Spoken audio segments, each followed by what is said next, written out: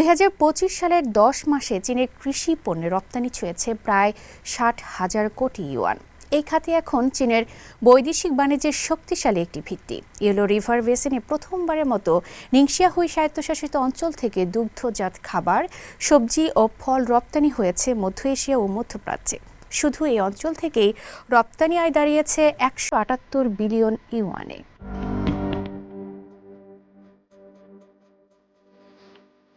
২০২৫ সালের জানুয়ারি থেকে অক্টোবর এই ১০ মাসে চীনের কৃষিপণ্য রপ্তানি হয়েছে প্রায় ৬০,০০০ কোটি ইউয়ান।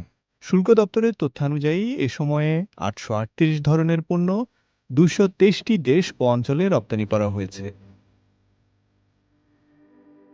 ইয়েলো রিভার অববাহিকা চীনের অন্যতম প্রধান কৃষি উৎপাদন অঞ্চল। এখানকার নিংশিয়া হুই স্বায়ত্তশাসিত অঞ্চল থেকে প্রথমবারের মতো দুগ্ধজাত খাবার, তাজা সবজি এবং সেলেনিয়াম সমৃদ্ধ বিশেষ জাতের তরমুজ রপ্তানি হয়েছে মধ্য এশিয়া, মধ্যপ্রাচ্য সহ বিভিন্ন আন্তর্জাতিক বাজারে। এই অববাহিকার মোট কৃষিপণ্য রপ্তানি গত ১০ মাসে দাঁড়িয়েছে ১৭,৮১০ কোটি ইউয়ানে। নিংশিয়ার রাজধানী ইয়িনছুয়ানে সম্প্রতি ৭০টিরও বেশি কৃষিখাদ্য কোম্পানির প্রায় ১০০ প্রতিনিধি রপ্তানি নিয়মকানুন ও আন্তর্জাতিক বাজারে প্রবেশাধিকার সংক্রান্ত প্রশিক্ষণ সম্পন্ন করেছেন। রপ্তানি বাড়াতে ও বাজারে বৈচিত্র্য আনতে গেলে লক্ষ্যবস্তু দেশের প্রযুক্তিগত বিধিনিষেধ ও মানদণ্ড ভালোভাবে মেনে চলতে হবে।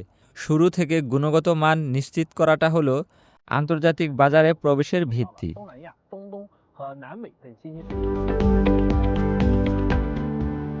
নিংশিয়ার গোজিবেরি রপ্তানিকারক একটি কোম্পানির ব্যবস্থাপক ওয়াংফেই জানালেন, এ বছরই প্রথমবারের মতো দক্ষিণ পূর্ব এশিয়া, মধ্যপ্রাচ্য ও দক্ষিণ আমেরিকার উদীয়মান বাজারে প্রবেশ করেছে নিংশিয়া হুইয়ের কৃষিপণ্য।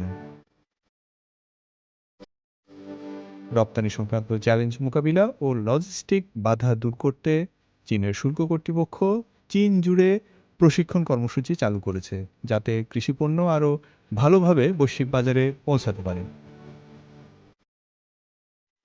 ফয়সাল আব্দুল্লাহ, সিএমজি বাংলা।